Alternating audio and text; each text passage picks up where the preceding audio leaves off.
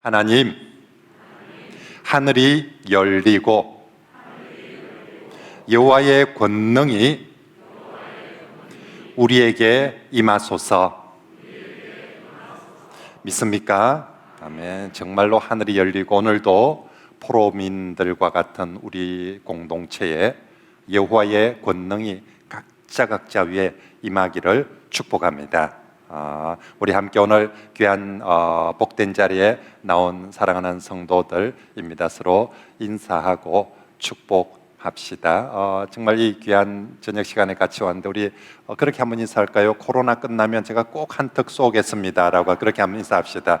코로나 끝나면 제가 꼭 내 옆자리에 앉아줘서 감사한데 그렇게 합시다.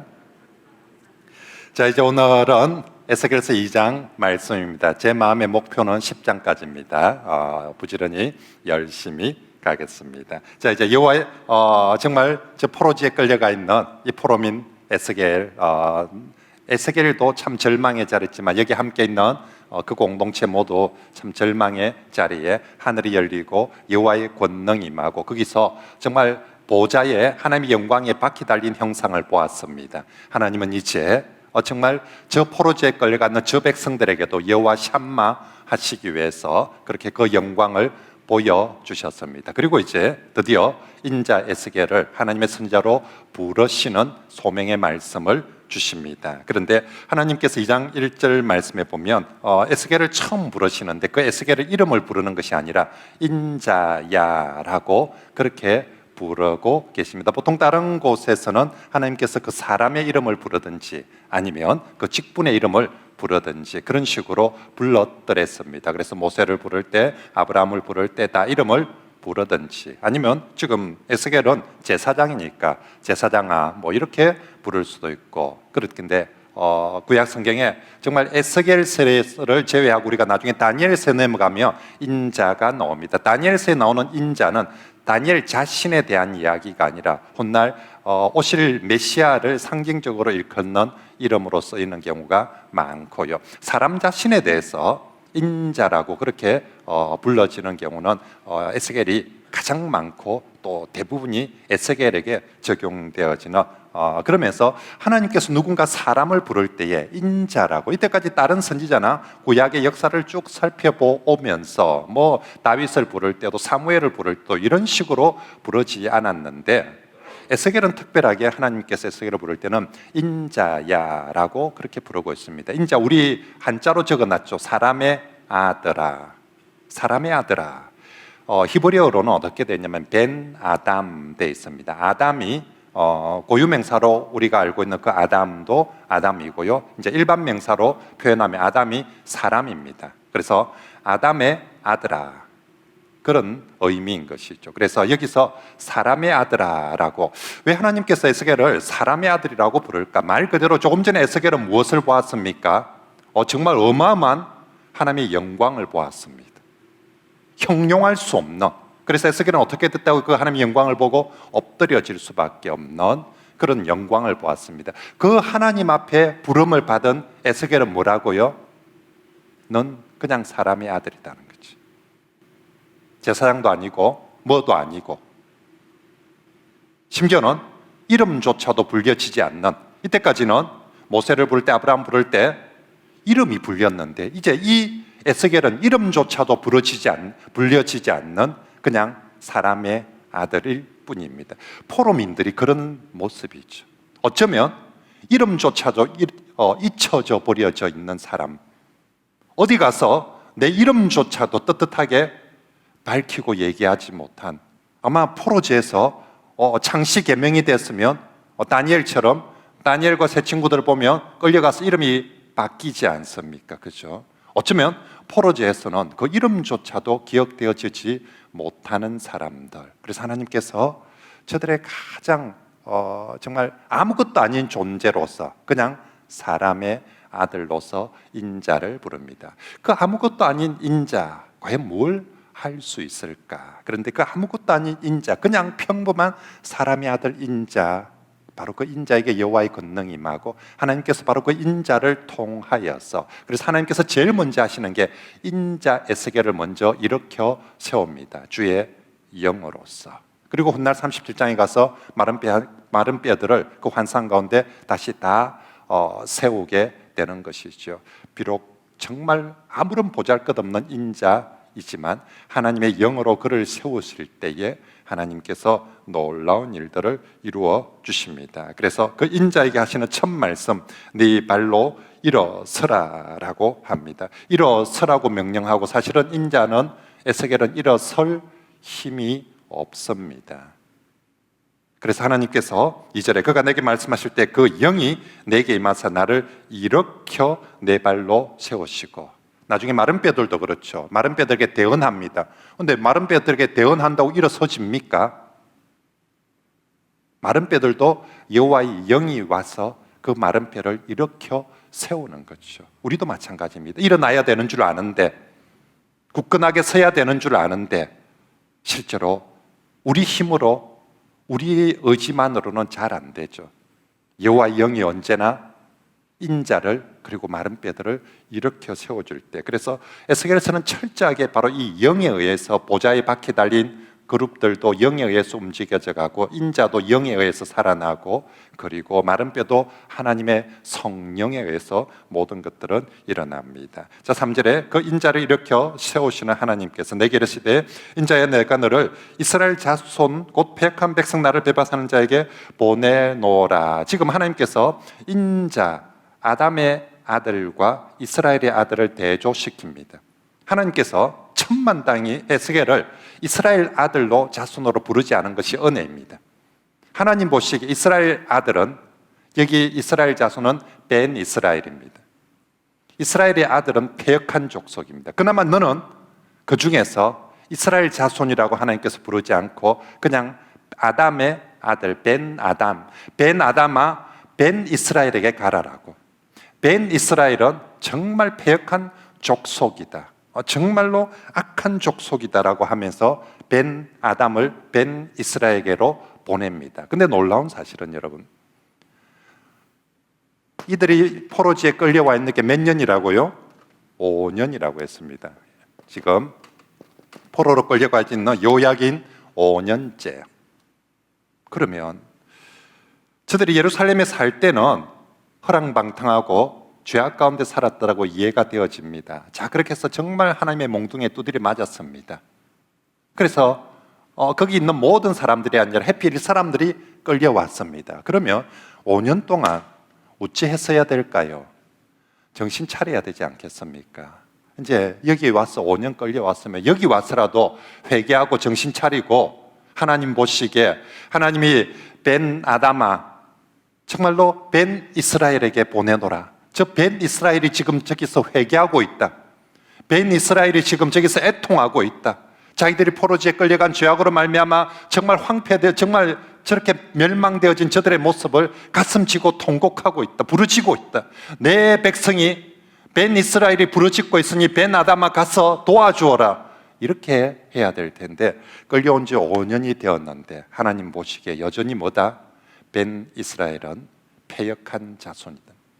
오늘 우리에게 적용해 봅니다. 코로나 2년, 우리가 IMF 시절을 거쳐왔습니다.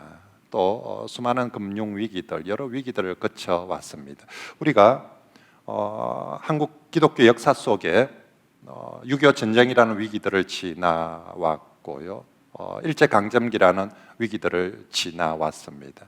그 모든 위기의 순간순간들마다 교회는 정말로 회개하고 부르짖는 일들을, 그 운동들을 했습니다. 우린 코로나가 우리 시대에 겪어보지 못한, 정말 그 이전의 IMF나 어떤 시대보다도 훨씬 힘든 고난이고 고통의 시대라고 모두들 얘기를 합니다. 그런데 포로민 5년을 겪었는데도 하나님 보시기에 아직도 회개하는 표가 없어요. 아직도 하나님 보시기에 패역한 족속이라고 보여집니다. 우리는 코로나 2년을 지나는데 코로나 이전과 코로나 2년을 경과하는 지금과, 그리고 코로나가 끝나고 난 다음의 모습이 어떻게 변화되어지고 바뀌어질까? 비포 애프터. 우리 코로나 전에는 이랬는데 코로나 2년을 지나면서 우리가 연단의 과정을 거쳤습니다. 그래서 정말로 더 회개하고 더 하나님께 가까이, 정말 하나님 보시기에 이 코로나를 거치면서 하나님 보시기에 정말 내 백성이라 할 수 있는 그런 사람들이 되어져가는, 요즘엔 코로나 2년을 지나는데도 여전히 하나님 보시기에 지금 하나님이 벤 이스라엘은 패역한 족속이다라고 그렇게 하면서 보내고 있는지. 아무튼 우리가 이 말씀 앞에서 다시 한번 우리를 돌아보고요, 하나님께서 이제 벤 아담을 벤 이스라엘 패역한 자들에게 보냅니다. 보내면서 안 들을 거다라고, 그래서 듣든지 아니 듣든지 너는 가서 전도자의 일을 하고 파수꾼의 사명을 하라라고, 그러면서 6절에 찔레와 가시와 찔레와 함께 있으며 정갈 가운데 제일 아픈 것들, 가시도 정말 선지 활동을 할 때 가장 아픈 가시, 찔레, 정갈, 네가 그런 일들을 겪을 것이다. 그래도 두려워하지 말라, 두려워하지 말라, 두려워하지 말라, 무서워하지 말라. 언제나 하나님께서 그의 종들을 세울 때 탄탄대로로 보내는 것이 아니라 어려운 자리로 보냅니다. 그러면서 꼭 두려워하지 말라, 두려워하지 말라, 두려워하지 말라. 하나님께서 모세에게도 여호수아에게도 언제나 그의 종들에게도, 오늘 우리 코로나 시대 우리에게도 항상 하나님께서 사명을 주시는 자들은 언제나 두려워 말라, 두려워 말라, 두려워 말라라고. 그들은 7절에 심히 패역한 자라,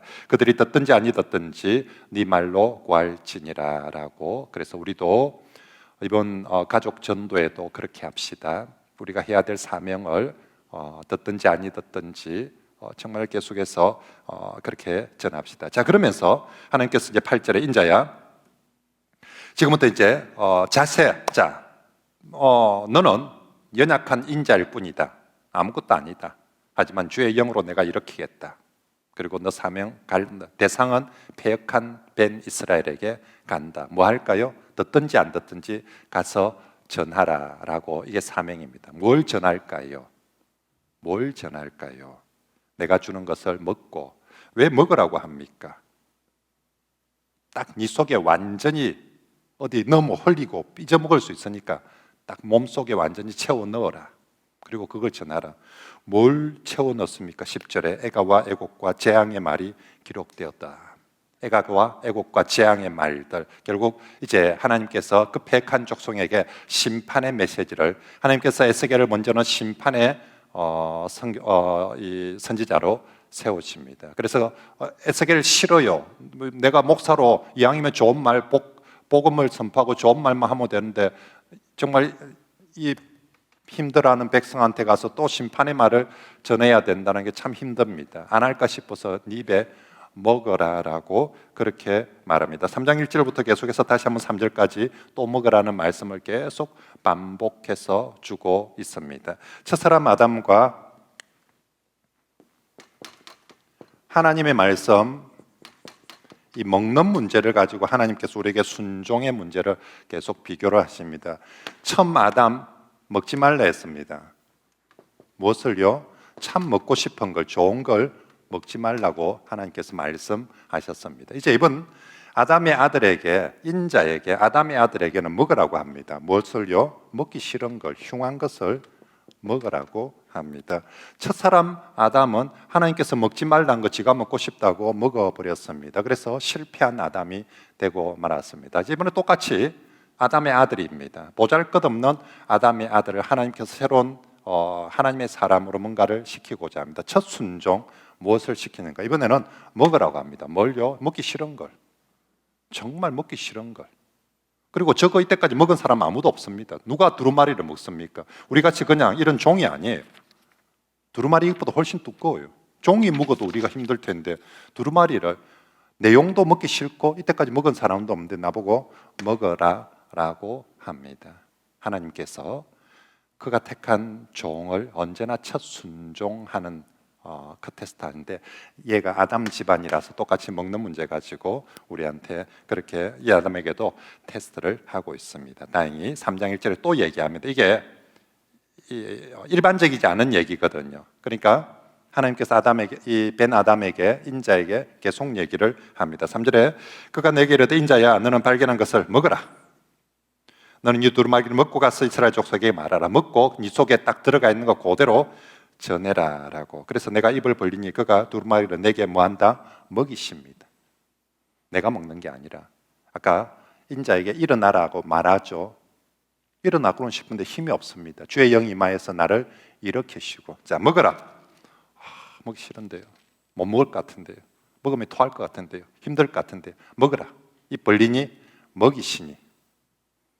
하나님께서 말씀을 때로는 우리에게 억지로라도 먹이시니. 자, 그런데 먹었더니 3절에 내게 이르시되 인자야 내게 주는 이 두루마리를 내 배에 넣으며 내 창자에 채우라 하시기에 내가 먹으니.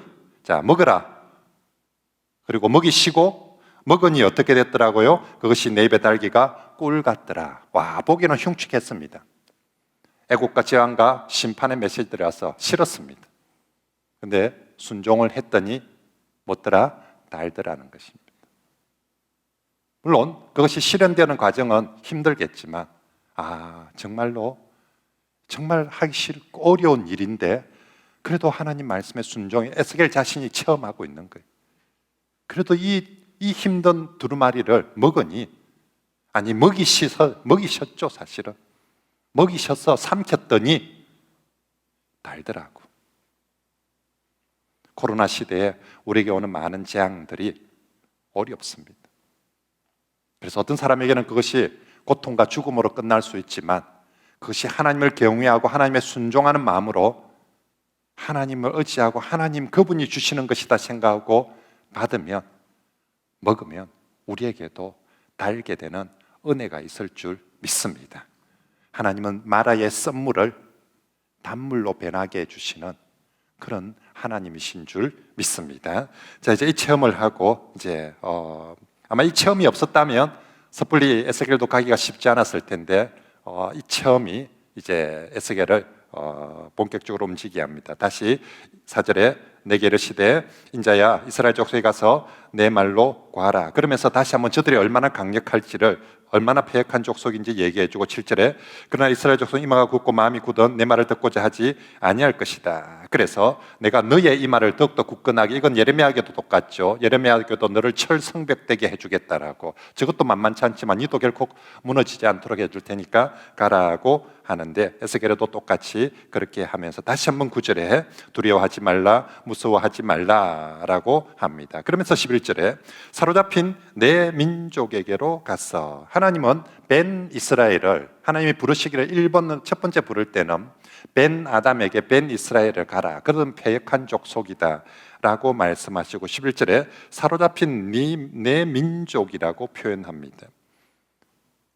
저 포로민들 이 사람들이 누굽니까? 하나님께서 너그 민족이라고 합니다. 내 백성이 아니라 그만큼 하나님이 지금 사실은 참 이렇게 쫓겨난 버려진 아이들 하나님 보시기에 참 불쌍할 텐데 아직까지 하나님께서 저들에 대해서 심판하고자 하는 마음들이 여전히 남아있기에 네 민족이라고 그래서 네 민족에게로 가라라고 합니다. 심판을 전해야 되는 선지자가 가고 싶은 마음이 또 발걸음이 쉽게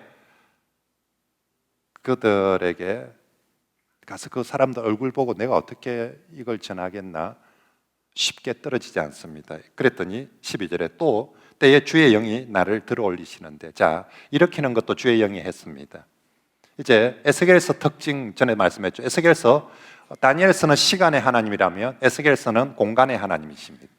그래서 여호와 샴마 거기에 하는데 어디든지 내 백성이 있는 곳이라며 내가 공간 이동은 얼마든지 자유롭게 하나님의 뜻에 따라서 하는데 하나님만 그런 것이 아니라 에스겔 자신도 하나님의 영이 임해서 공간을 자유롭게 이동을 시킵니다. 이번에 여호와의 영이 나를 들어 올립니다. 14절에 다시 한번 주의 영이 나를 들어 올려 데리고 가십니다. 어디로요?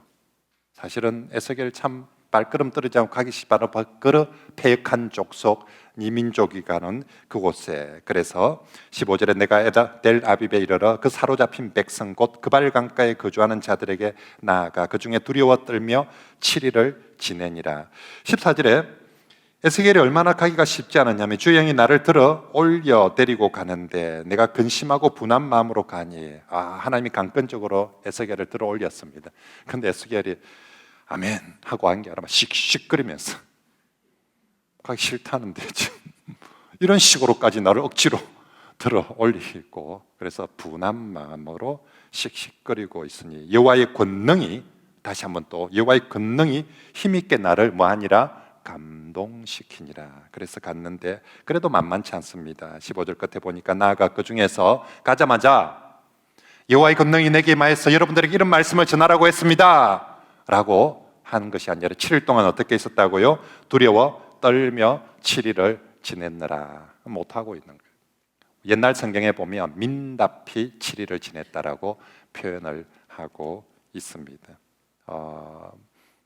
충분히 사실은 이해가 된 그만큼 어려운 상황입니다. 다시 16절에 7일 후에 여호와의 말씀이 또 니 안 하나 죽는다면서 또 한 번 더 하나님이 7일 후에 내게 임하여 이르시되 인자야 내가 너를 이스라엘 족속의 파수꾼으로 세웠으니, 파수꾼이다 이놈아, 니는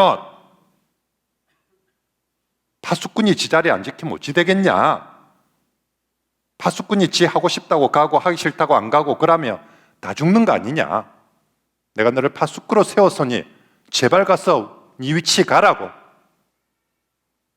보초서로 가라고. 하나님 뭐 실탄을 주든지 총을 줘야죠. 파수꾼이 그게 뭐가 필요노? 외치면 되지. 가서 악인에게든 의인에게든 너 파수꾼이다 이놈아. 전쟁의 결과는 그 다음에 맡기고, 파수꾼은 어쨌거나 위험이 오면 알려줘야 된다, 외쳐줘야 된다. 이게 파수꾼의 할 일이다.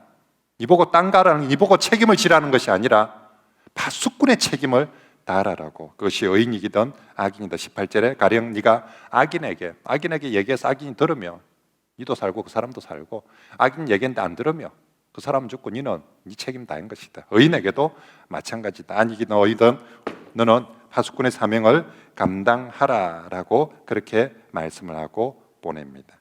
자, 이제 그렇게 해서 22절에 다시 여호와께서 권능으로, 거기서 또 계속 이 여호와의 권능이 에스겔을 지금 초기에 에스겔이 쉽지 않습니다. 그래서 다시 한번 또 여호와의 권능이 내게 임하시고 내게 일어나 들로 나아가라. 내가 거기서 너와 말하리라. 자, 지금 이 백성들 앞에, 거발 강가인 사람들 앞에 에스겔이 계속 주저하고 있습니다. 니 인마 파수꾼이다, 이제 파수꾼 해야 된다. 지금 네가 사명 안 하면 저 사람 다 죽을 뿐만 아니라 그럼 니도 죽는다라고.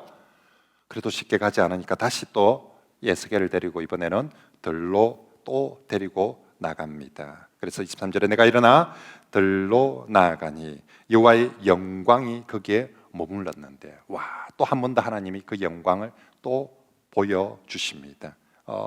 우린 어떻게 해야 사명, 하나님이 계속 우리를 다그치기도 하지만 우리가 진짜 변화될 수 있는 건 하나님의 그 영광을 목도할수록, 예배를 통해서, 찬양을 통해서, 기도를 통해서 하나님의 영광을 목도할수록 우리가 담대해지는 거죠. 하나님께서 다시금 또 에스겔에게 그 들에 나가서 그발 강가에서 보았던 바로 그 영광을 또 보여주십니다. 그리고 주의 영이 또 똑같이 다시 한 번 더 임하고 나를 일으켜 내 발로 세워주십니다. 그리고 내게 이제 말씀해서 이번에는 집에 들어가 문을 닫으라. 자, 이번엔 또다시 하나님의 영광 보이시고 또 다른 사명을 하나 부여해 줍니다. 그것은 네 집에 들어가서, 그리고 뭐라고 하느냐 하면 네가 네 스스로 줄을 꽁꽁 묶어서 그들 가운데서 나오지 네 스스로 포로가 되라. 두 가지 의미죠. 우리가 지금 포로다는 것, 현실을 자각하는 거고, 특히 이번에는 포로는 뭐냐? 하나님께 붙잡힌 포로다니.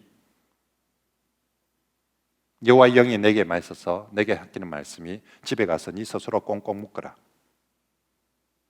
누구한테 묶였는지, 이전까지는 네가 바벨론 포로로 끌려와 있는데 지금부터는 내게 묶여진 사람이다. 철저하게 너는 내게 묶여져 있는 걸 네 자신도 알고 모두가 볼 수 있도록 해라. 그리고 네 혀를 26절 말씀에 내가 내 혀를 내 입천장에 붙게 하여 네가 말 못하는 자가 되어 그들을 꾸짖는 자가 되지 못하게 하려니 그들은 패역한 족속이라. 내가 말하게 시킬 때까지는 그 패역한 족속한테 말하지 마라. 내가 하라면 하고, 그리고 못하게 하면 하지 말고 집에 있으라면 철저하게 지금 너는 내게 붙잡힌 바 되어서. 그래서 에스겔은 이때부터 혀가 붙습니다. 말을 못하고 벙어리 세월을 한 7년 가까이. 에스겔이 언제 입술이 열리게 되느냐면 24장에 넘어가야 입술이 열립니다. 24장 한번 넘어가 볼까요? 24장이 언제냐면 예루살렘 멸망하는 때입니다. 예루살렘 멸망을 다 하니까 그때서야 입이 열립니다. 24장 25절입니다. 우리 목사님, 최 목사님 요 정리를 좀.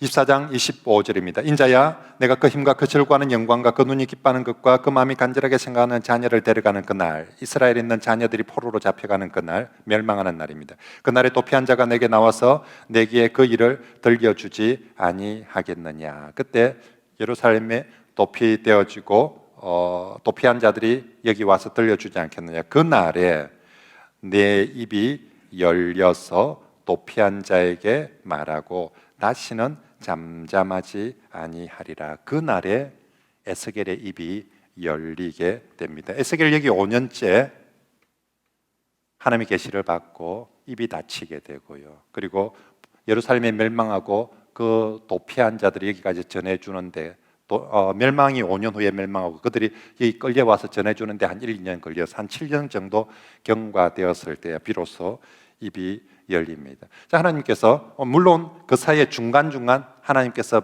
장로들이 찾아와서 다시 말씀하라고 할 때는 입을 엽니다. 딱 그때만 열고 나머지는 전부 다 무건수행해야 됩니다. 내가 말하는 것 외에 하라고 할 때 외에는 너는 딱 네 입술조차도 네 마음대로 해서는 안 된다. 네 몸, 네 모든 것 잡혀 있음을 명심하고, 그리고 오직 이제부터는 하나님이 말하라는 때에 하나님이 말하는 것만. 특별히 지금은 이 혀가 붙어서 말을 하지 말아야 될 것은 3장 말씀에 다시 봅시다. 3장 26절에 네가 혀가 붙어서 말을 못하는 자가 되어 그들을 꾸짖는 자가 되지. 여기 꾸짖는 자가 된다는 말은 중재자가 되지 못하게 하리니. 자, 이제 내용은 에스겔이 다 알게 되었습니다. 그래서 달려가가지고 야 사람들아, 이라면 하나님이 심판하신다더라. 우리 정신 좀 차리자. 중재해서는 안 된다. 지금 실제로 나중에 에스겔이 하나님 앞에 환상을 보면서 중보기도 합니다. 에스겔의 1번 중보기도 2번 중보기도 계속 나오는데 하나님께서 계속 다 거절시킵니다. 이뿐만 아니라 지금 이 상황에 노아가 온다 해도, 욥이 온다 해도, 다니엘이 온다 해도 그래도 소용이 없다.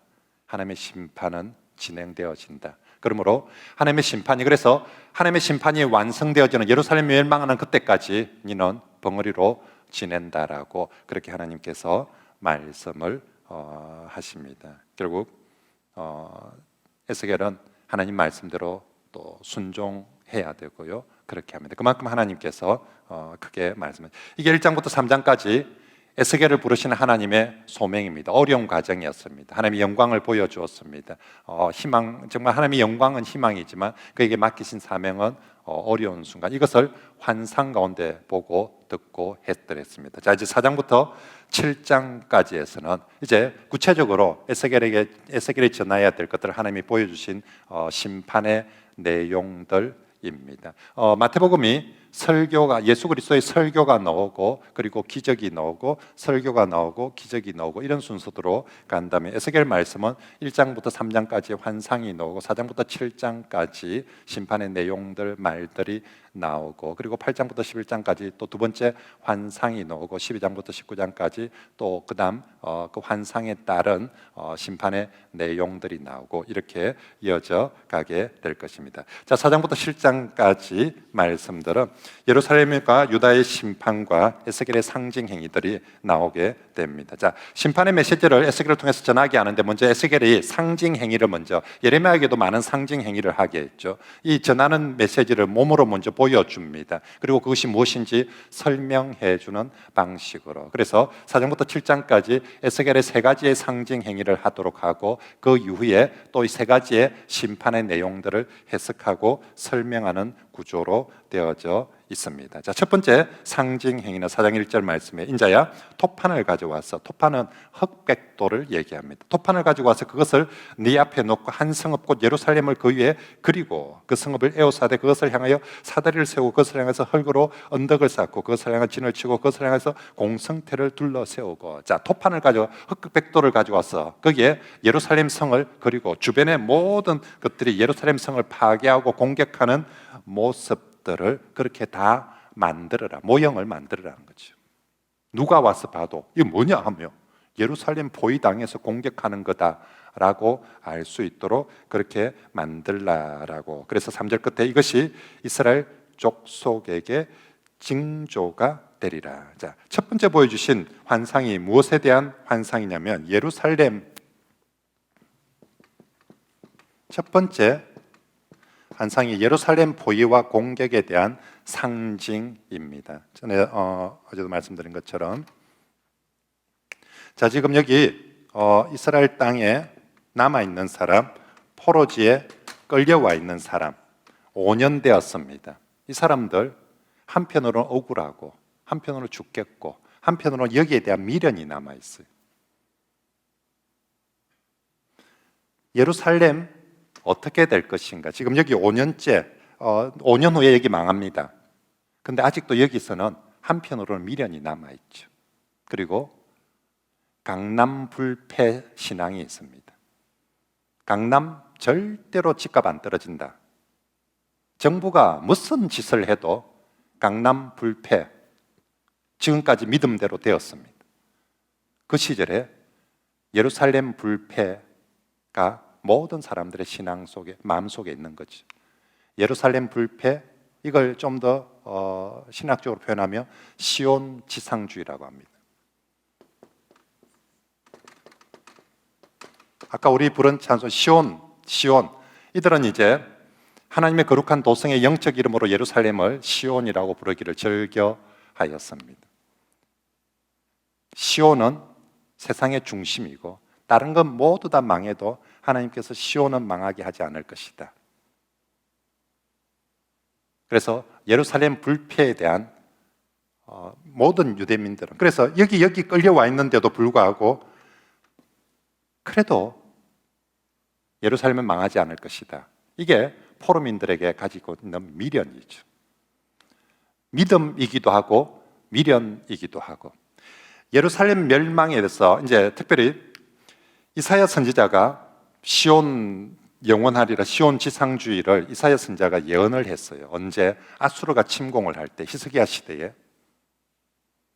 히스기야 왕 시대 때 이사야가 활동합니다. 이사야 선지자는 예레미야보다 100년 앞에 활동한 선지자였습니다. 이사야의 영향력이 이스라엘 전체에 가장 많은 영향을 미치는, 이사야는 선지자들 중에서 국가 신학을 형성하는 선지자라도 과언이 아닙니다. 이스라엘 백성들의 머릿속에 가지고 있는 수많은 신학, 그 시절의 그것들이 이사야의 영향이라고 할 수 있죠. 자, 이사야는 아수르가, 히스기야 시대에 아수르가 침공을 해왔습니다. 정말 아수르가 온 예루살렘을 포위를 했습니다. 정말 끝장날 것 같은, 이미 아수르는 다른 데는 다 정복을 하고 끝장을 냈습니다. 그런데 이사야가 예언합니다. 아무리 아수르가 강력해도 예루살렘 영원하리라, 절대로 넘어지지 않으리라, 건들지 않으리라. 그때 그 이사야가 그렇게 예언할 때는 정말 그렇게 된다는 것은 생각도 못했습니다. 근데 이사야 예언대로 이사야가 국가 신학을 형성하고 영웅이 된 건 선지자들 중에 유독, 선지자는 대부분 자기가 한 예언이 자기 살아 생전에 이루어지는 경우가 별로 없습니다. 대부분 다 후대에 이루어질 일들에 대한 예언들을 하기 때문에. 그런데 이사야 선지자는 자기 살아 생전에 예언한 대로 성취가 되었어요. 정말로 예루살렘이 아수르의 침략 앞에 무너지지 않고 한순간 아수르가 왜 철군을 하는지도 모르고, 왜 철군을 하는지도 모르는데 어느 순간 아수르의 대군이 사네립이 군사를 다시 철군을 시켜서 돌아가 버린 거예요. 히스기야, 우리가 알다시피 그때 히스기야는 뭐 하고 있었습니까? 벽면을 향해서 기도하면서 하나님 앞에 정말 이사야가 얘기한 대로 니부터 가서 기도하면 된다고, 딴 전쟁 준비하지 말고. 그때 히스기야는 뭐 하고 있었냐면 히스기야 수로를 파고 있었어요. 전쟁을 대비하면서 아수르가 공격을 해오면 제일 중요한 게 물을 확보해야 되기 때문에, 그래서 정말로 저 도성 밖에 있는 물을 땅굴을 파서, 지금도 성지순례 가면 제일 관광십장료를 많이 벌어내는, 그래서 하여튼 조상 중에 뭐 또라이 짓을 한 애가 큰 일을 하나 해놔야 돼요. 그래서 후손들이 좀 돈을 벌어먹고 삽니다. 그때 기원전 8세기, 지금으로부터 2800년 전에 정말 지금 가서 우리가 가서 봐도 어떻게 2800년 전에 이걸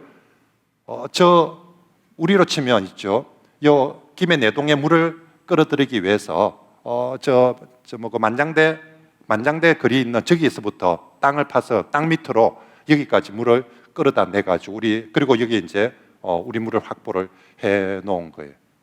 그래서 지금도 관광객 가면 그 앞도 안 보이는 그 수로 물을 철펑철펑하는 그 수로를, 저는 그 수로 높이가 1m 70, 80 이쯤 됩니다.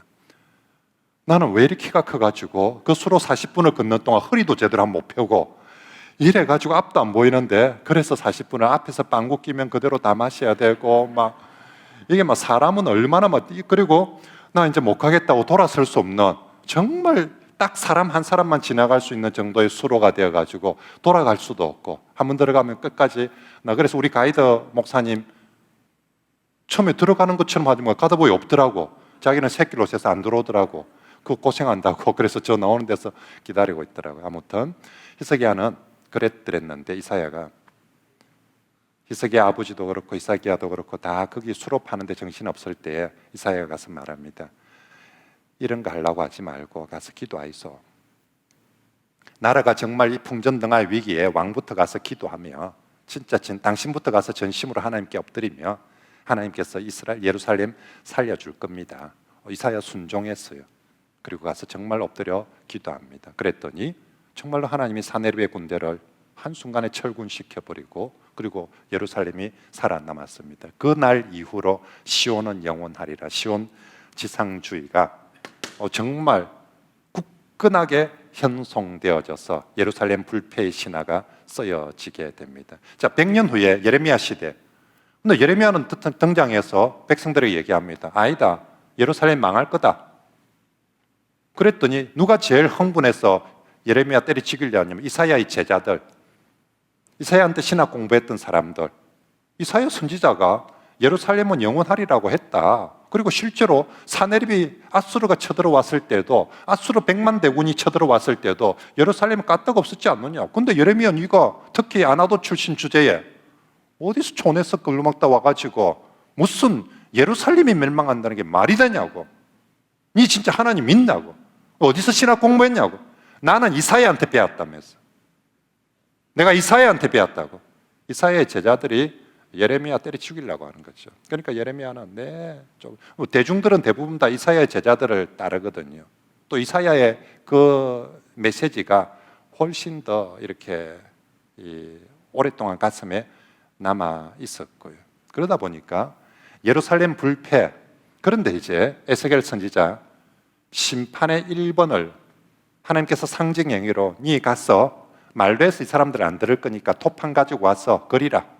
예루살렘 그리고 주변에 토성 쌓고 그거 공격한 공성태 그리고 다, 그래서 이렇게 될 거라고 에스겔을 통해서 전하는 메시지의 1번 상징 행위가 뭐냐? 예루살렘 파괴, 멸망을 선포했습니다. 이건 사실은 이스라엘 백성들 가운데 하지 말아야 될 금기어입니다. 여기 지금 포로민들 끌려와 있지만 이 포로민들이 제일 아마도 듣기 싫어하는 소리가 이 소리일 겁니다. 이거 망한다는 소리. 이거 망하면 도대체 여기 있는 사람은 지금 5년 왔습니다. 하시라도 하나님께서 다시 여기에 그 옛날 아수르 침공 때 은혜 베푸셨던 것처럼 하나님께서 다시 이 바벨론 침공의 시절에도 은혜를 베푸셔서 회복되어지고 우리 돌아가기만을 여기 있는 사람은 학수고대하고 기다리고 있는데, 이거 망해비며 우리 어디로 간단 말이고, 그리고 이거 망해비며 하나님은 도대체 뭔데? 아니 선지자라고 하면서 어떻게 예루살렘이 망한다는 소리를 하느냐. 그런데 바로 그 메시지, 하지 말아야 될 금기어가 하나님을 통해서 에스겔에게 주어지는 첫 번째 메시지였습니다. 선지자들 중에서 욕을 많이 듣고 핍박을 많이 받는 선지자 중에 하나가 예레미야 선지자가 그랬고요. 예레미야 앞서 이사야 시대에 이사야는 시온에 대한 그렇게 외쳤는데 이사야와 똑같은 시대에 저 촌에서 모레셋에서 온 선지자 하나 있었습니다. 미가라는 선지자가. 미가 선지자가 최초로 예루살렘이 망할 것이라는 것에 대해서 예언을 합니다. 미가 선지자는 시골에서 온 선지자였습니다. 피난민들과 함께, 그러니까 미가는 모레셋이라는 저 변방에 살고 있었습니다. 아수르가 침공해 왔습니다. 그때 변방 초토화가 되었습니다. 여러분, 수도 서울은 살지만 아수르가 침공한 북쪽에서 옵니다. 저 갈릴리에 있는 마을들, 제대로 성도 없는 마을들, 대군이 침공해 오면 한 쑥밭이 됩니다. 우리 임진왜란 때 정말로 우리 진주성이 동네 성부터 시작해서 한 순간에 쑥대밭이 되어가지고 그렇게 해가지고 한양까지 진격해 갔던 것처럼 아수르가 침공해 오면 그렇습니다. 그때 모레셋이라는 이 미가 선지자 고향이 모레셋도 초토화가 되었죠. 그래서 모든 피난민들이 전부 다 어디로 몰려옵니까? 도성, 성이 있는 예루살렘을 향해서 몰려 들어오고 있는 거죠. 이불 보따리 들고 전부 다 아들 데리고 우리 일사 난민 때, 일사 후퇴 때처럼 그렇게 정말 예루살렘을 몰려왔습니다. 근데 미가 선지자가 예루살렘에 와서 보니까 예루살렘의 이 부자들이 이 기회를, 이 코로나를 이용을 해서 돈놀이를 하고 있는 거예요. 어제까지만 해도 월세가 10만 원, 30만 원 한 집이 포로민들이 끌려오니까 집이 없지 않습니까? 갑자기 월세를 10배를 올리는 거예요. 300만 원을 올리는 거예요. 그리고 물가가 폭등을 하는 거예요. 빵 한 조각에, 어제까지만 해도 빵 한 조각에 100원에 그래 되는 빵을 갖다가 10,000원에 달라는 거예요. 포로민들, 여기 피난민들 처음 다 끌려와서 그래도 예루살렘에 살 기라고 끌려왔는데 예루살렘의 권력자들이, 돈 있는 사람들이 이 전쟁의 통을 이용해서 자신들의 부를 더욱더 축적하고 부동산을 더욱더 토지 투기를 더욱더 하면서, 그래서 표현을 전토에 전토를 연하고 가옥에 가옥을 연한다는 표현이 그런 표현들입니다. 그래서 피난민들, 그러면 돈이 없습니다. 피난민들은 뭘 맡길까요? 자기 몸을 맡기는 거예요. 하나님께서 내 동족을 종으로 삼지 말라고 했는데 미가 선지자가 보니까 저 우리를 쳐들어오는 아수르도 못됐지만 내가 예루살렘에 들어가 보니까 더 못된 인간들은 예루살렘에 있는 부유한 자들인 거예요. 미가가 화가 많이 났어요. 너희 화 있을진저 부유한 자들이여. 미가 선지자가 처음으로 그 시절에 구약의 사람들은 부자는 하나님의 축복을 받아서 부자라고 했는데 미가 선지자는 저건 하나님의 축복받은 인간들이 아니다. 이 어려울 때에 저거 배를 더 채우는 저 인간들은 화 있을진저 너희 부자들이여 라고 미가는 신랄하게 외칩니다. 그러다 보니까 미가는 예루살렘 이것도 너희의 자랑이라는 예루살렘 이것도 망할 것이다 라고 처음으로 미가 선지자가 외칩니다. 백성들 보기에, 특히 강남 사는 부자들 보기에 미가 밉상이죠. 그렇지 않습니까? 강남 불패, 강남 중심으로 모든 조세제도나 모든 것들을 해야 그들의 지지를 받을 텐데요. 저 어디 촌에서 굴러 모레셋이라는 촌에서 온 미가가 부자들을 향해서 화 있을 진저라고 외치지요. 그리고 예루살렘은 망할 것이다라고 그렇게 하니까 미가도 그 시절에 구박을 억수로 많이 받았습니다. 아무튼 예루살렘에 대한 안 좋은 얘기는 함부로 꺼내면 안 됩니다. 여론의 문매를 맞을 수가 있어요. 그죠? 그래서 정치를 잘 하려고 마음먹으며 어쨌거나 예루살렘이 잘 될 거다라고 해야 지지율이 높아져 갑니다. 그런데 지금 에스겔 하나님께서 주신 말씀입니다. 바로 그 예루살렘에 대해서부터 시작한다. 예루살렘부터 멸망할 것부터 시작해라. 그래서 사실 듣는 입장에서는 에스겔 선지자의 첫 메시지부터가 사실은 너무너무 거슬리는 것이었을 것입니다. 하지만 그럼에도 불구하고 왜 하나님께서 좀 전에 그 환상까지 보여주고 영광 이 난리를 쳤습니까? 바로 이 메시지 전하라고 그렇게 하였습니다. 자, 두 번째 환상 상징은 4절에 이거 예루살렘이 망할 거다라는 상징이 메시지가 쉽겠습니까? 자, 이번에는 네가 네 몸으로 보여주라. 너는 왼쪽으로 누워 이스라엘 족속의 죄악을 짊어지되 390일을 네가 왼쪽으로 딱 누워서 꼼짝을 못하고 390일을 있으라. 그 다음 오른쪽으로 6절에 누워서 유다 족속의 죄악 40일을 꼼짝을 못하고 또 이렇게 누워 있으라. 하루가 1년이다. 저들이 하나님 앞에서 패역한 죄에 대해서 390년, 40년 모두 430년. 어쩌면 이스라엘 백성들이 출애굽 애굽 땅에서 노예 생활한 430년 연수입니다. 저들이 430년 동안 감금되어지고 노예 생활했던 것처럼 정말 저들이 이 땅에 와서 약속의 땅에 와서 하는데 오히려 죄악으로 했으니까 그 430년을 네가 이제 몸으로, 왜 하나님이 예루살렘을 심판할 수밖에 없는지, 그것들이 430년이 죄악의 세월이었다라고 네가 왼쪽으로 390일 북쪽의 죄를 가지고 오른쪽으로 40일 왼쪽의 죄를 가지고 꼼짝을 못하고 포로로 그렇게 잡혀갈 것이다라고 보여주라고 합니다. 세 번째 구절에 세 번째 상징 행위는 너는 밀과 보리와 콩과 팥과 조와 기리를 가져다가 한 그릇에 담고 너를 위하여 떡을 만들어서 내가 옆으로 눕는 날수 동안 390일 동안 그리고 40일 동안 430일 동안 이것을 먹어라. 양은 하루 20세길 20리터 양을 먹고 물도 6분의 1흰, 지금으로 치면 500ml, 하루에 500ml 하나만 딱 물도. 그러니까 양식이 너무너무 궁핍하게 된다는 것을 네가 이제부터 네 스스로 먹고, 근데 궁핍하는 정도가 아니라 밀과 보리와 콩과 팥과 조와 기리를 가져다가 섞어 먹으라 합니다. 제사장은 이렇게 먹으면 안 돼요. 레위기 성경에 거룩과 구별을 위해서 제사장은 먹는 것도 하나만 먹어야 됩니다. 그래서 비빔밥 먹으면 안 돼요.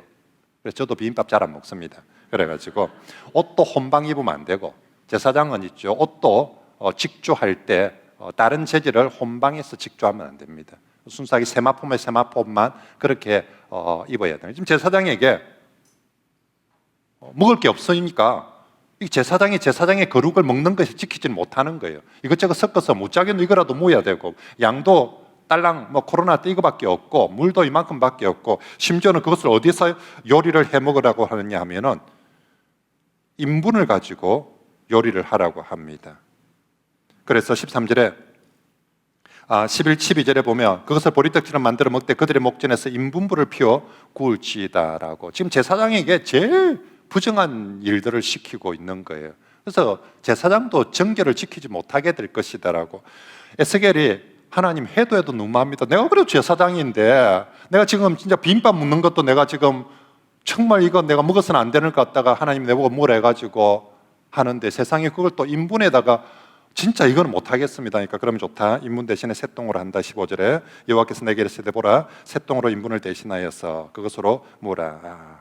제사장이 인분으로 구워 먹든 셋동으로 먹든 다 부정하고 더럽습니다. 근데 심지어는 그 부정하고 더러운 음식조차도 16절 끝에 보면 백성이 근심 중에 떡을 달아 먹고 두려워 떨며 물을 떼어 마시고, 그것조차도 마음껏 자유롭게 먹는 것이 아니라 정말 벌벌 떨면서 두려워하면서 먹게 될 것이다라고, 그렇게 상징 행위를 보여주고 있습니다. 자, 첫 번째 상징에는 예루살렘 포로가 되어서 거기서 예루살렘이 포로가 되고 네가 거기서 390일 40일 동안 그렇게 꼼짝 못하고 딱 잡혀 있는 모습을 보여주라. 두 번째 상징 행위가 더러운 음식들, 또 빈약한 음식들을 먹으면서 정말 이렇게 꼴꼴 쫄쫄 굶었기다, 힘들기다. 세 번째 5장 1절에 상징 행위는 인자야 내 보고 제사장인데 머리카락 깎 거래요. 삭도로 삼아 네 머리털과 수염을 깎아서 저울로 달아 나르라. 제 제사장이거든요. 여러분, 삼손도 나실인 서약을 하고 머리 깎으면 안 되죠. 제사장도 똑같습니다. 제사장은 서약을 하나 안 하나 머리 안 깎습니다. 신체 발부 수지 부무라고 우리 선조들이 어디서 배웠냐면 제사장한테 배웠겠죠, 그죠? 그러니까 머리 안 깎으려고 그렇게 했는데, 제사장은 원래 우리가 신체 발부하기 전부터 하나님께서 머리 수염 깎지 말라고 했습니다. 그래서 제사장이 머리 수염 깎는 것은 가장 수치스러움을 당하는 것의 상징입니다. 지금 제사장이고 뭐고 예루살렘 멸망할 그때 네 체면도 아무것도 없을 것이다라고. 그리고 머리턱 자르고 수염 자르서 3분의 1은 성반에서 불살르고, 자, 너희 중에 3분의 1은 불살라 죽을 것이고 3분의 1은 성읍 사방에서 칼로 죽을 것이고 3분의 1은 바람에 흩어져서 쫓겨나서 그렇게 될 것이다. 3절에 너는 트럭 중에서 조금을 내 옷자락에, 근데 그 중에서 조금 남는 백성은 있을 것이다. 예루살렘이 다 그렇게 맹한 3분의 1, 3분의 1 이렇게 하고 그 중에 조금 남는 게 있을 것이다. 그렇게 보여주라고 합니다. 자, 5장 5절에 이제 해석합니다.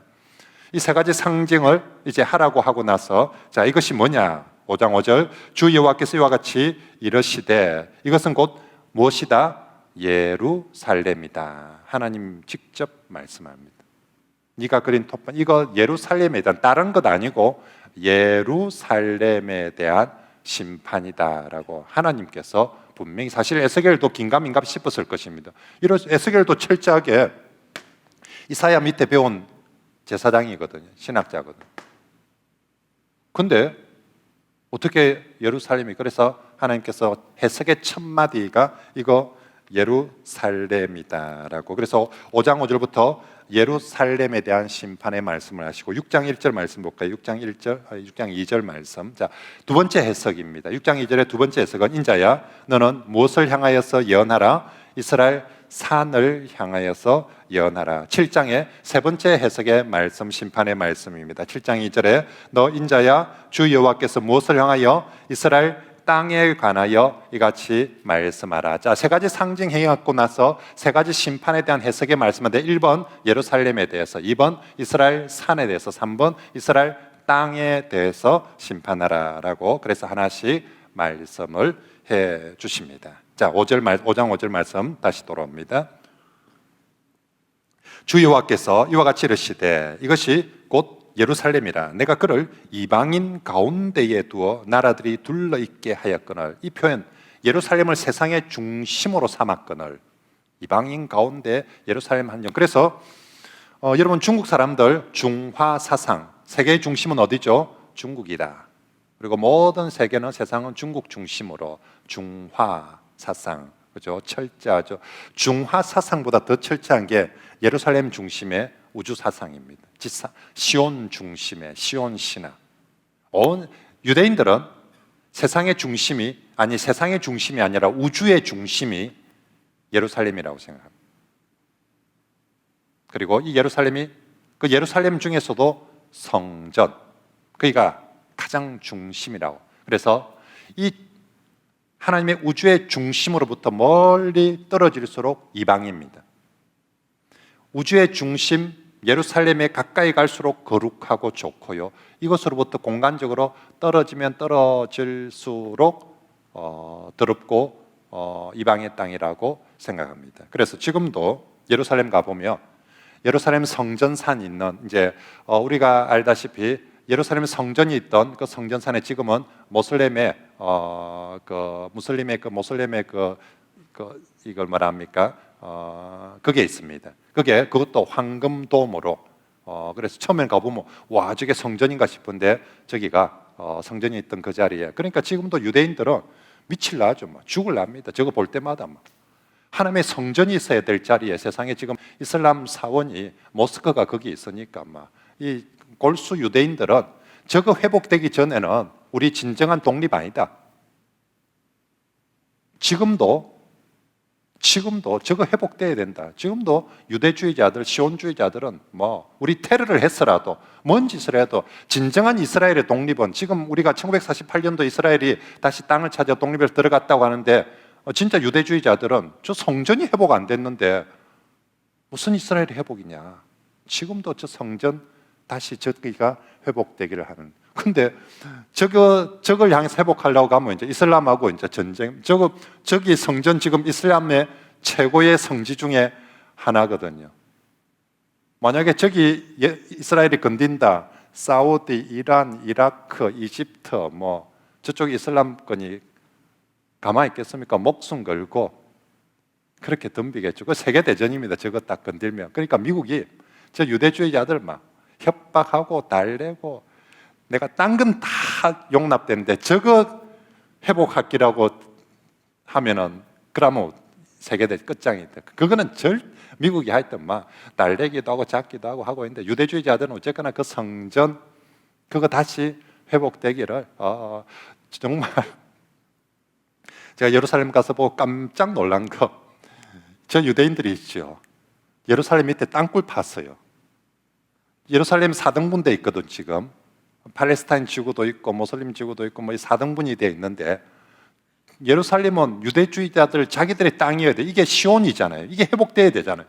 근데 지상은 나누어져 있거든. 그러니까 이 사람들이 있죠. 저들 팔레스타인 사람들 몰래 땅 파가지고 밑에 저거 땅 다 만들어 놔버렸어요.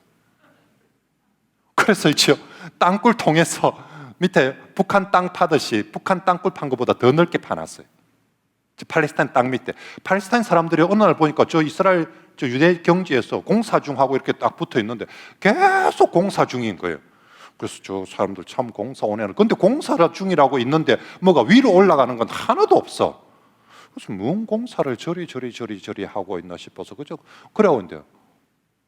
오늘 그게 5년 10년 세월 흐르고 나서 보니까 나중에 알고 보니까 저거 팔레스타인 밑에 있는 땅 밑에 전부 다 막 길 내고 막 땅굴 파가지고 그래 유대인들 땅으로 그렇게 차지하고 지금도 입장료 내고 들어갑니다.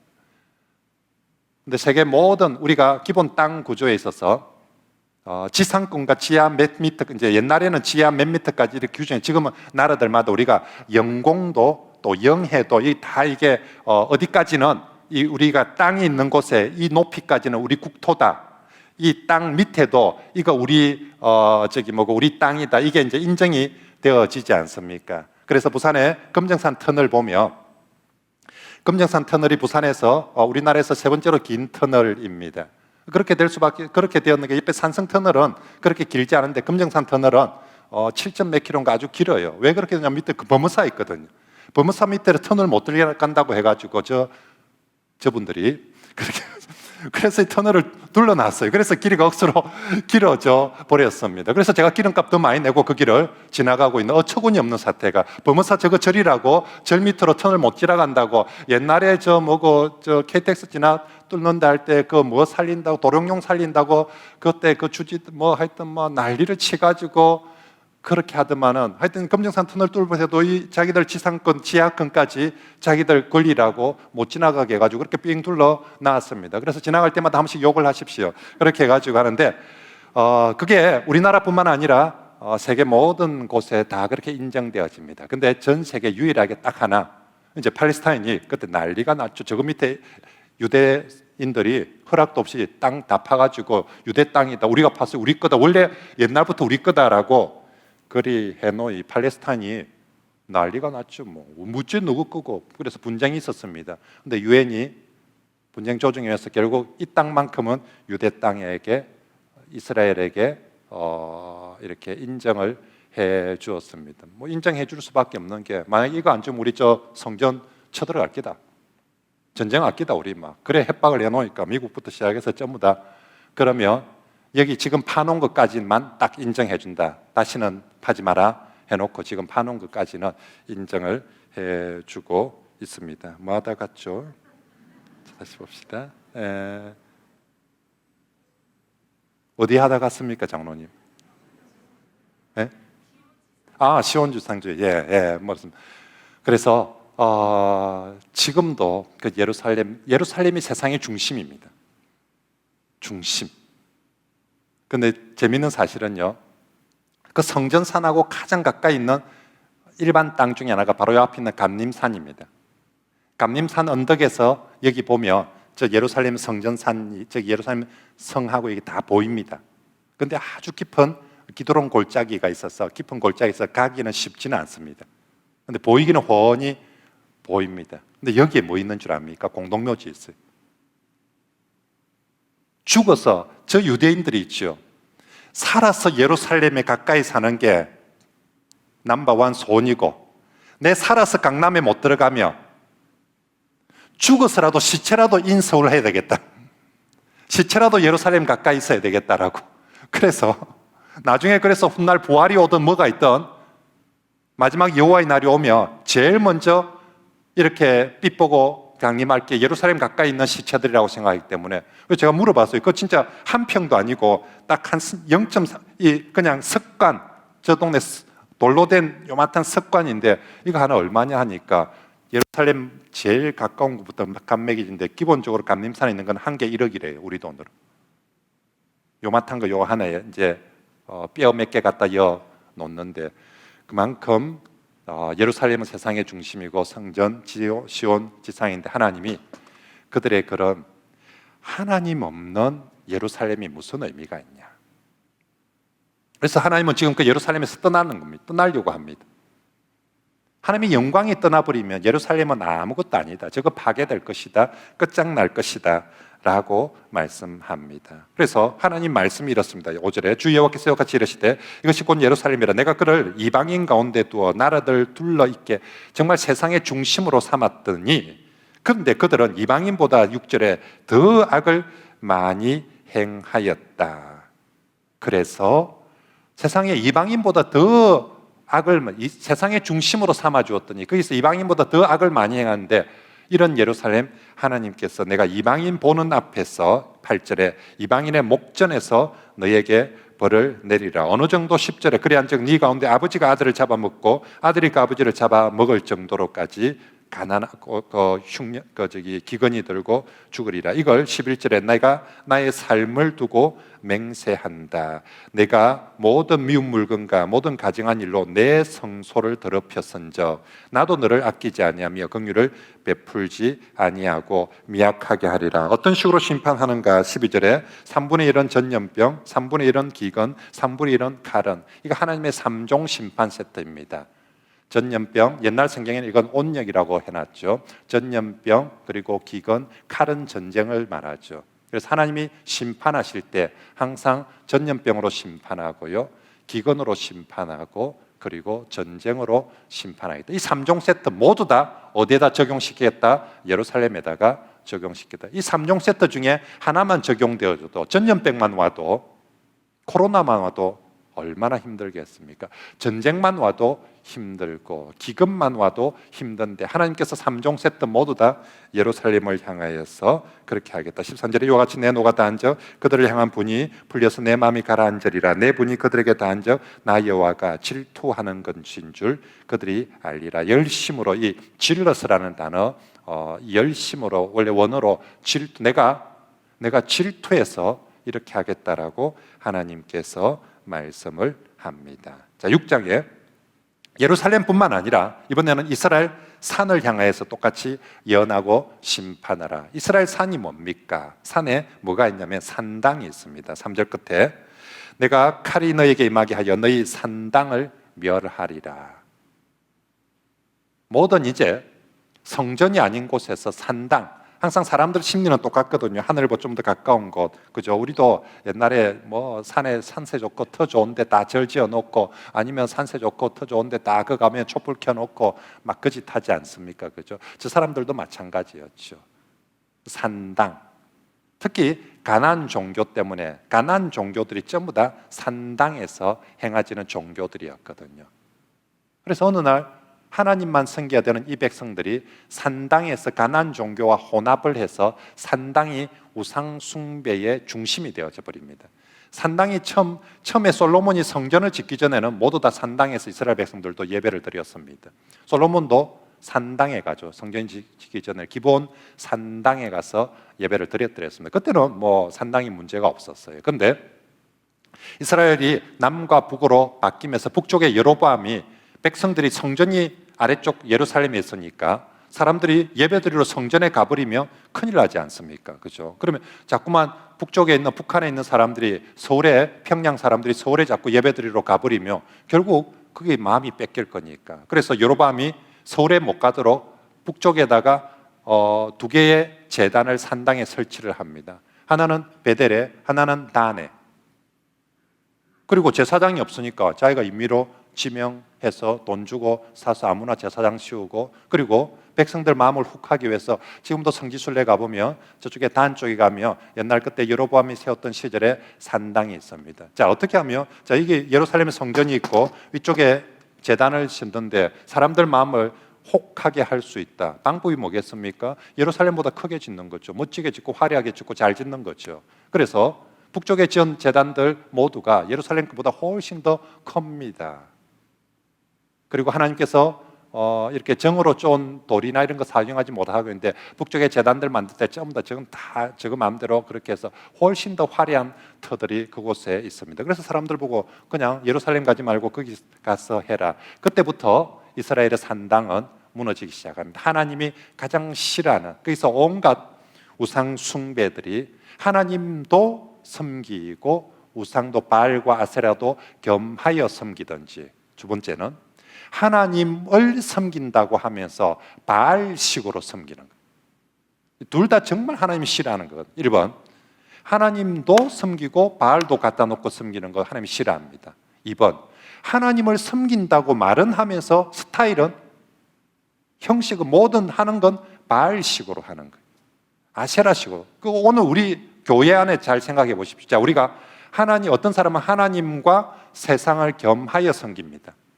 2번, 하나님을 섬긴다 하면서 세상 방식으로 섬깁니다. 교회 와서 말씀대로 하려고 하지 않고 교회 와서조차도 전부 다 세상 방식으로 하려고 해요.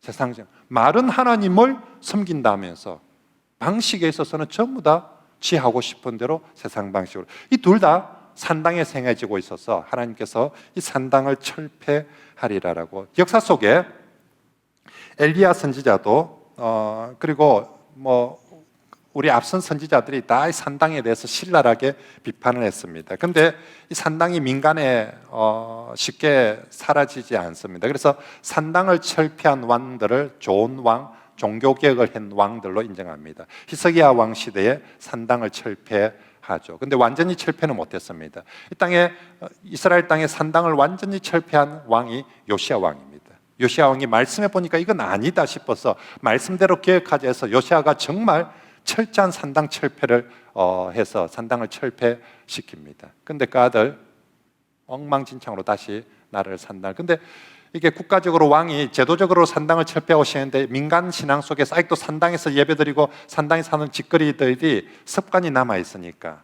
쉽게 사라지지 않는데, 지금 예레미야 시대나 에스겔 시대는 산당이 정말 온 동네 절비하고 있던 상황입니다. 그래서 7절에 보면, 자, 그렇게 해서 산당을 철폐하겠다라고 하나님께서 말씀하고 7절 끝에 또 너희가 죽임을 당하여 엎드려지게 하여 내가 여호와인 줄을 너희가 알게 하려 함이라. 자, 이 구절 처음 이제 나옵니다.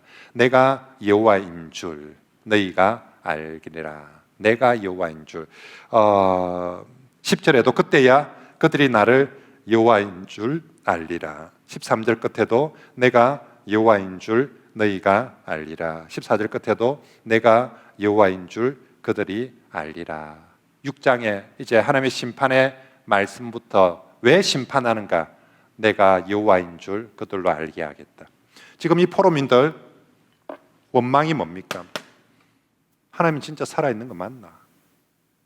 하나님 힘이 있는 거 맞나? 하나님 진짜 제대로 되는 거 있나? 여기에 대해서 하나님께서 이제 하나하나 내가 여호와인 줄 그들로 알게 하리라.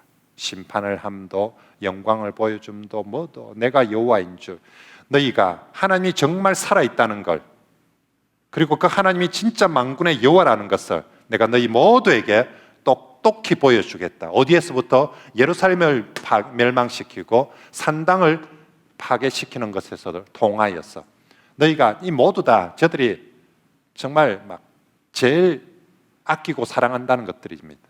그리고 제일 자부한다는 것들입니다. 예루살렘도 산당들도. 근데 내가 이거 내 손으로 내가 다 깨뜨리면서 내가 여호와인 줄 너희로 알게 하리라 라고 하나님께서 계속 말씀을 하십니다. 이거 에스겔에 제일 많이 나오는 하나님 성인 문구라고 표현하는데 제일 많이 나오는 표현입니다. 볼 때마다 나중에 줄을 꺼 놓으시면 되겠습니다. 자, 이렇게 하나님께서 8절에 그러나 너희가 여러 나라에 흩어질 때에 내가 너희 중에서 칼을 피하여 이방인들 중에서 살아남은 자가, 근데 여기서 심판하시면서도 이방인 중에 살아남은 자가 있을 것이고 9절에 너희 중에서 살아남은 자가 사로잡혀 이방인들 중에 있어서 나를 기억하고 그들이 엄란한 마음으로 나를 떠나고 엄란한 눈으로 우상을 섬겨 나를 근심하는 것을 기억하고 스스로 한탄하리니. 스스로 기억하고 우리가 왜 그랬을까 가슴을 치면서 스스로 한탄하리니. 이는 그 모든 가증한 일로 악을 행하였습니다. 그때야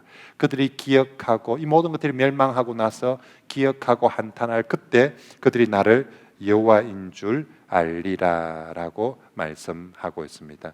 이 산당을 철폐하는 데 있어서도 11절과 12절에 다시 칼, 기근, 전염병 3종 세트로 또 이 산당들 여호와의 산도 심판을 하겠다라고 말씀합니다. 자, 7장으로 넘어가서 이번에는 이스라엘 산당이 아니라 이스라엘 땅 전체에, 이제 이스라엘 이건 국토 전체에 대해서 또 하나님께서 심판하겠다라고 7장에서 말씀을 합니다. 3절에 심판을 하는데 3절에 이제는 내게 끝이 일어나니 내가 내 진노를 내게 나타내어 내 행위를 심판하고 내 모든 가증한 일을 보응하리라. 이제 땅에 대해서도 끝이 왔다, 끝이 왔다, 속히 왔다. 4절에 불쌍히 여기지 않고 긍휼히 여기지 않고, 그래서 5절에 재앙이로다 비상한 재롱이다 볼지어다 그것이 왔다, 올 것이다가 아니라 끝이 왔다. 6절에 끝이 왔도다, 끝이 왔도다, 끝이 너에게 왔도다라고 이 땅 전체에 대해서 하나님께서 심판하고, 이 땅을 심판하는데 하나님이 몽둥이를 10절에 볼지어다 그날이로다 볼지어다 임박하도다 정한 재앙이 이르렀으니 몽둥이가 꽃이 피며 교만하니 싹이 나도다 포악이 나서 저악의 몽둥이가 되었은즉 그들도 없어지고 그 무리도 없어지고 재물도 없어지고 아름다운 것도 없어지리라. 네 가지 사방 모든 것, 항상 히브리어 성경에 네 가지 사방 모든 것을 표현할 때는 그래서 지금 하나님의 몽둥이로 이스라엘 땅을 다 두드려 심판을 할 때 그들도 없어지고 그 무리도 없어지고 그 재물도 없어지고 그 아름다운 것도 없어지리라라고 말씀하고 있습니다. 어떤 식으로 이렇게 두드리 맞는지 15절에 다시 또 이스라엘 땅 전체도 하나님의 심판 3종 세트로 심판받습니다. 칼이 있고 안에는 전염병과 기근이 있어서 이스라엘 땅 전체가 다 이렇게 심판을 받게 될 것이고, 놀랍게도 이스라엘 땅에 대한 심판을 하는데 항상 우리가 요한계시록에 보면 하나님께서 심판할 때 주 타겟이 두 가지입니다. 하나는 음욕이고 하나는 재물입니다. 에스겔서에도 보면 똑같이 이 땅에 대해서 심판하는데 여기도 돈에 대한 재물에 대한 심판을, 미가 선자가 화에 설진저 부자들이여라고 미가 시대 때부터 전쟁이 터지고 고난을 겪으면서 어느 순간부터 돈은 하나님을 섬기는 수단이기보다는 자신들의 배를 채우는 수단으로 전락하고, 그때부터 선지자들의 눈에 돈은 만몬 우상과 똑같이 보였습니다. 그래서 돈을 많이 가지고 있는 것은 더 이상 축복이 아니라 만몬을 많이 가지고 있는 것처럼 보였습니다. 그래서 하나님께서 심판의 대상에 1번으로 언제나 돈이, 에스겔 선지자도 그렇고요, 예레미야도 그렇고 나중에 요한계시록에서도 화에 설진저 너희 부자들이여 라고 그렇게 말하게 됩니다. 물론 예수님께서도 마찬가지입니다. 그래서 이들의 돈이 19절에 그들이 그 은을 거리에 던지며 그 금을 오물같이 여기리니, 19절 맨 끝에 창자를 채우지 못하게 오직 죄악의 걸림돌이 됨이로다. 은과 금이 오히려 저들의 죄악의 걸림돌이 되어서 하나님은 20절에 그들이 그 화려한 장식으로 말미암아 교만을 품었고 또 그것으로 가정한 우상과 미운 물건을 만들었은즉 내가 그것을 그들에게 무엇이 되게 하며 오물이 돼. 저들은 그걸 은이다, 금이다, 귀하다, 아름답다, 내가 심판해서 그들에게 걸림돌이 되게 하고 그들에게 오물이 되게 하겠다라고 말씀합니다. 그리고 22절에 내가 또 내 얼굴을 그들에게 돌이키리니 그들이 내 은밀한 처소를 더럽히고, 그들이 돈 가지고 못된 짓을 하는데 내 은밀한 처소 뭡니까? 성소까지 더럽히고 포악한 자도 거기 들어와서 더럽히리라.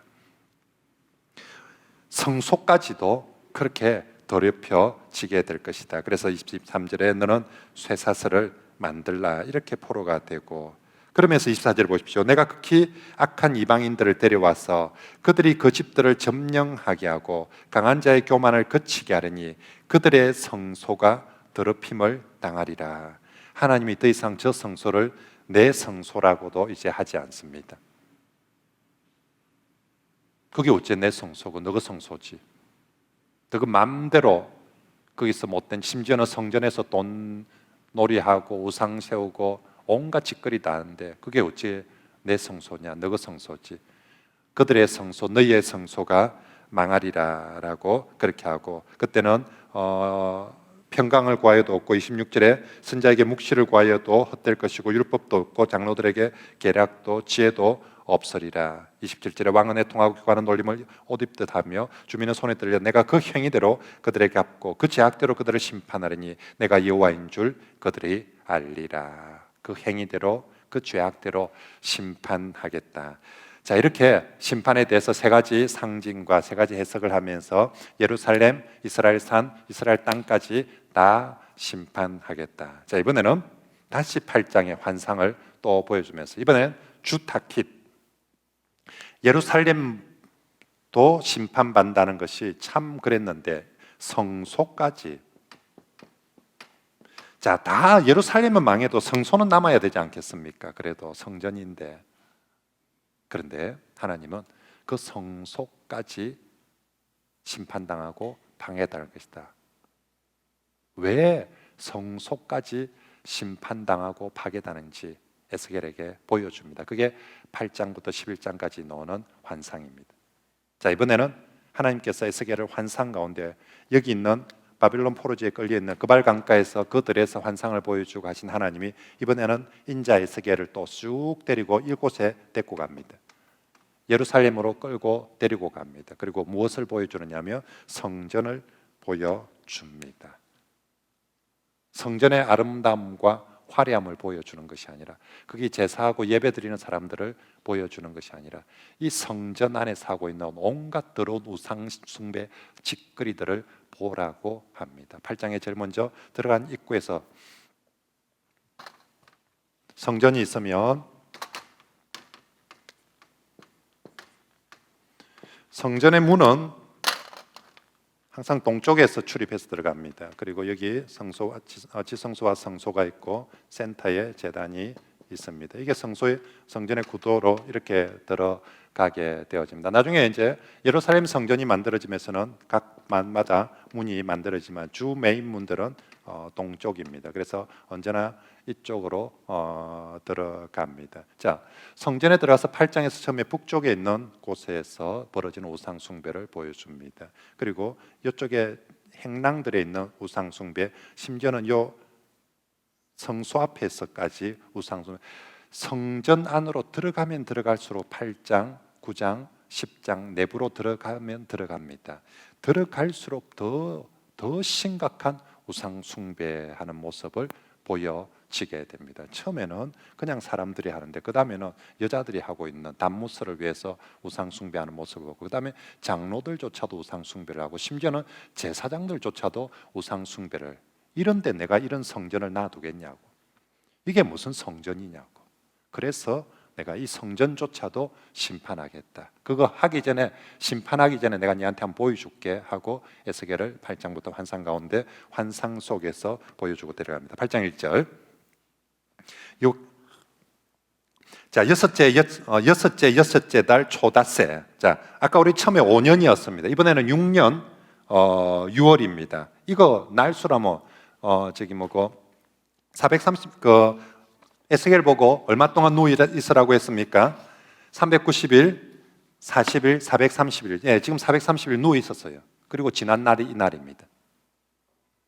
그죠? 1년이 360일 아닙니까? 지금 1년 한 2개월을 그렇게 누워 있다가, 시킨 대로 누워 있다가 이번에 다시 하나님 오셔서 환상 보여줍니다. 자, 초다새에 나는 집에 앉았고 유다의 장로들은 내 앞에 앉아 있는데, 유다의 장로들이 에스겔을 찾아와서 앉아 있습니다. 이제 왜 앉아 있는지는 아직 정확하게 모르는데 아마도 미련이 남아 있겠죠. 유다의 장로들도 에스겔에게 권능을 받다 했었고, 하나님의 영이 임하였다 했었고 하니까 장로들이 와서 무슨 계시 받았는가 안 궁금했겠습니까? 그죠? 장로들이 와서 물어보는 질문은 요거 어찌 될 건고, 우리는 어찌 될 건고, 막 이런 질문들을 했을 것입니다. 그죠? 에스겔의 대답이 뭡니까? 망할 끼다. 예루살렘도 망할 끼고, 이스라엘 산도 망할 끼고, 땅도 망할 끼다. 그죠? 그렇게 그런 게 어디 있나 하고, 그래 되겠나 하고 하는데 하나님께서 장로들 와 있는 통에 다시 보여줍니다. 무엇까지 망할 거다? 성전까지 망할 거다. 그래서 유다의 장로들은 내 앞에 있는데 주 여호와의 권능이, 다시 1장에서 여호와의 권능이 망한 것처럼 주 여호와의 권능이, 거기에서 여호와의 권능이 여호와 샴마, 여기 여호와 권능이 샴마하기로, 내가 보니, 또 환상을 볼 때는 항상 내가 보니 불같은 형상이 있더라. 하나님의 형상이죠. 그 허리에서, 모양은 불같고 허리 위에서 광채가 나서 단새 같은데, 그가 손 같은 것을 펴서 내 머리털 한숨을 잡아, 에스겔 또 좀 가기 싫었던가 봐요. 그러니까 머리를 끌고, 머리카락을 끌고 주의 영이 나를 들어 천지 사이로 올리시고, 멀리 가야 되니까 높이 올리시고 하나님의 환상 가운데 나를 이끌어 어디로 갑니까? 예루살렘으로 가서 안뜰로 들어가는 북항만 문에 이르시니 그게 질투의 우상, 곧 질투를 일으키게 하는 우상의 자리가 있더라. 자, 이쪽에 안뜰로 들어가서 여기 북쪽에 질투를 일으키게 하는, 누구 질투를 일으키게 하는? 하나님의 질투를 일으키게 하는. 우상은 하나님의 질투를 일으키게 하는 거예요. 그게 어디 있다고요? 성전 안에 있더라는 거예요. 그래서 세상에 이런 일이 있을 수가 있냐고 에스겔도 깜짝 놀랐는데 하나님께서 5절 말씀해 봅시다. 그가 내게 이르시되 인자야 이제 너는 눈을 들어 북쪽을 보라 하시기로 내가 눈을 들어 북쪽을 바라보니 지다 문 어기 북쪽에 그 질투의 우상이 있더라. 북쪽에 있는 질투, 북쪽은 가나안 숭배자들의 모습을 상징하는 곳이거든요. 그래서 결국 그 질투의 우상들이는 가나안 우상들, 바알이나 아세라 우상들이 거기 있었다. 그래서 6절에 그가 내게 이르시되 인자의 이스라엘 족속이 행하는 일을 보느냐? 그들이 여기에서 크게 가증한 일을 행하여 나로 내 성소를 멀리 떠나게 하느니라. 내가 여기 있을 수가 없도록 이 아들이 지금 하고 있다. 바라고 내가 여기 있겠냐고. 그래서 내가 보좌의 바퀴를 달았다고. 도저히 여기 주의 영광이 있을 수가 없다고. 여기에 저들이 나를 떠나게 하고 있다. 내가 떠나면 이건 파괴되는 거죠. 내가 없는데, 하나님이 없는데, 하나님 영광이 없는데 저 성전이 무슨 의미가 있습니까? 7절에 그가 나를 이끌고 뜰문에 이르시기를, 뜰문에 내가 본 적 구멍이 있더라. 자, 이번에는 조그마한 구멍이 있어요. 그 구멍 안에 싹 구멍을 헐고 들어가 보라고. 구멍을 헐고 들어가 보니 문이 있는데 거기에 들어가서 행하고 가증한 일을 보니 10절에 각양공충과 가증한 짐승과 이스라엘 족속의 모든 우상을 그 사방벽에 걸었고, 이건 애굽의 우상들입니다. 곤충이나 이런 것들을 사방벽에 벽화로 그려놓고 하는 식은 애굽 우상 숭배. 이 백성들이 이 성전하다가 만신전을 만들어 놓고 있어요. 온갖 너무 나라 우상들 다 수입해가지고 여기는 보이는 곳에, 이건 담 안에다 안 보이는 곳에, 왜 안 보이는 곳에 넣어놓은 줄 압니까? 거기 11절에 이스라엘 족속의 장로 70명이 세상에 몰래 들어가가지고, 왜 장로 70명은 애굽의 우상들을 수입해서 거기서 그 짓을 하고 있을까요? 애굽한테 잘 보여야 되거든요.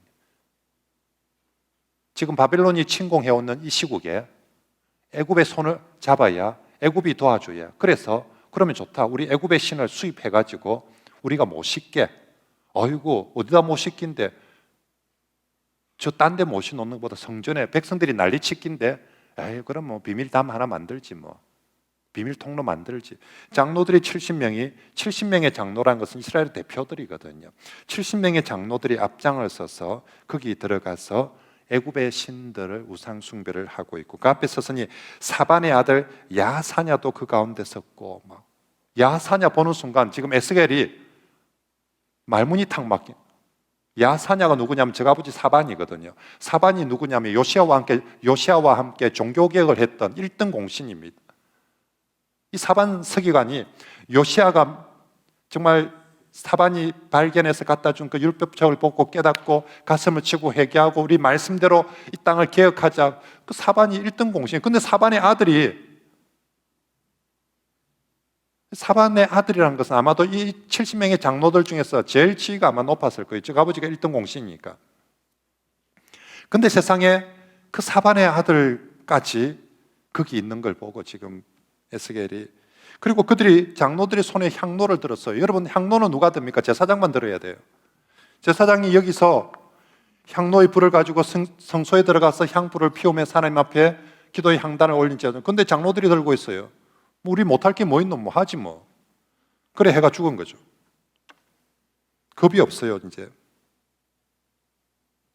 조그만한 구멍이 하나 있었대요. 정말 성전 안에 작은 누룩처럼 들어와 있는데, 그게 구멍 안에 들어가서 커지고 커져서 장로 70인까지 거기 들어가서 같이 그렇게 하고 있을 만큼 커져 있다라고 하고 있습니다.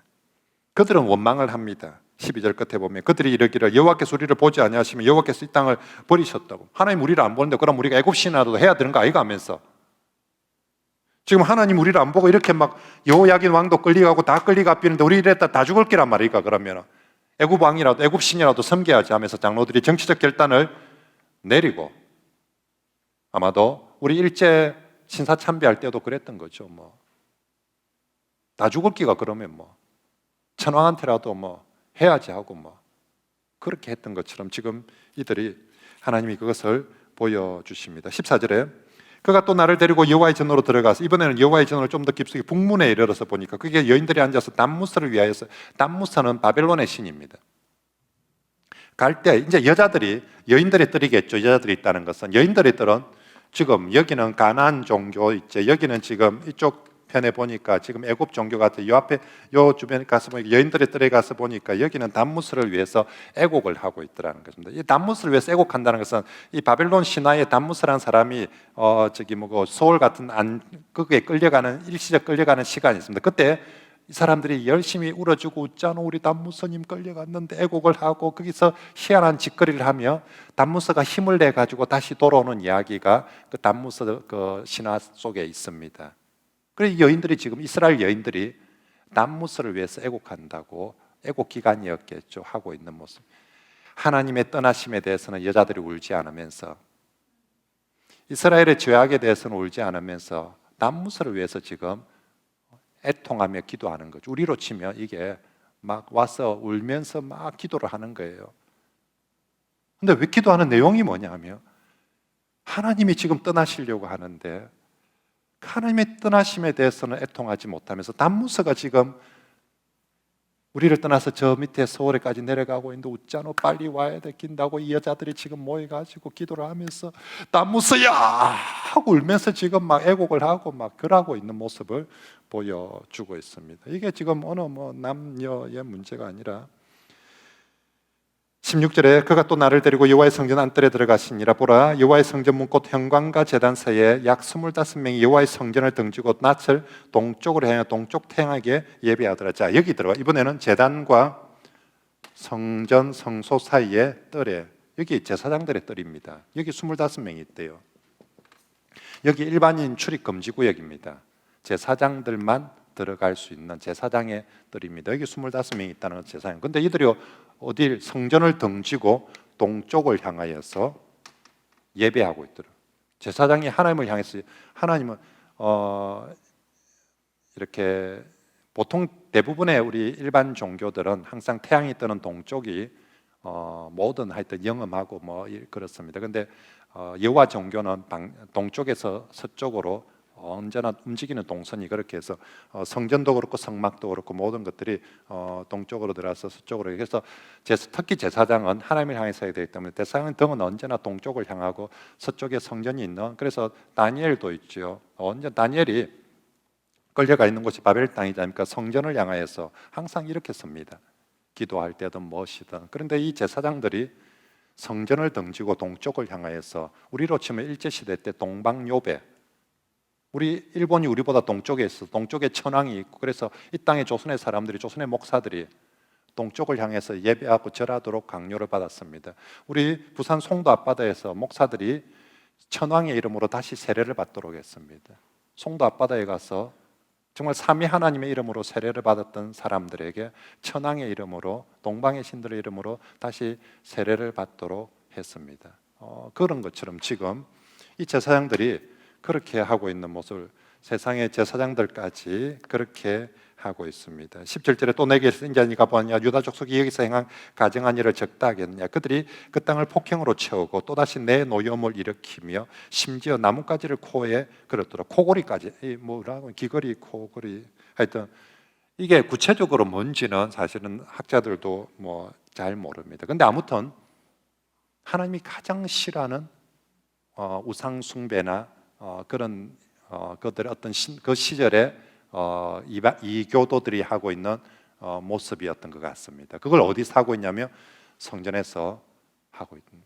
우리가 하나님을 예배할 때 거룩한 세마포옷을 입고 정말 거룩한 백성으로 가야 되는데 이 자들이 입고 있는 복장이 하고 있는 짓이 딱 저 이교도들이 하고 있는 그런 폼으로 전부 다 하고 있는 그런 모습을 보여줍니다. 그래서 18절에 그러므로 나도 분노를 갚아 불쌍히 여기지 아니하며 긍휼을 베풀지도 아니하리니 그들이 큰 소리로 내게 부르짖을지라도 내가 듣지 아니하리라. 자, 그래서 이런 성전을 하나님께서 직접 심판을 하시겠다. 그래서 9장 1절에 그가 내게 큰 소리로 외쳐 이르시되 이 성읍을 관할하는 자들이 각기 죽이는 무기를 손에 들고 나오게 하라. 그 옛날 출애굽 시대에 하나님의 천사들이 나와서 문설주에 어린 양의 피를 받지 않는 모든 사람들을 진멸하였던 것처럼 지금 하나님께서 그런 성읍을 관할하는 심판의 천사들을 부르고 있습니다. 그리고 4절 끝에 보면 탄식하며 우는 자의 이마에 표를 하고, 표를 받지 않는 사람들에게는 전부 다 심판을 하는데 6절에 보면 네 성소에서부터 시작할지라 하시며, 그들이 성전 앞에 있는 늙은 자들로부터 시작해서 심판합니다. 성전 앞에 있는 늙은 자는 제사장 아니면 장로입니다. 목사 아니면 장로입니다. 조심합시다. 이 제사장 앞에 있는 늙은 자라는 것은 이 제단 앞에 있는 늙은, 특히 성전 앞에 있는 늙은 자, 그래서 하나님께서 철저하게 어디서부터? 성소에서부터 심판을 하시겠다라고 그렇게 말씀을 하고 있습니다.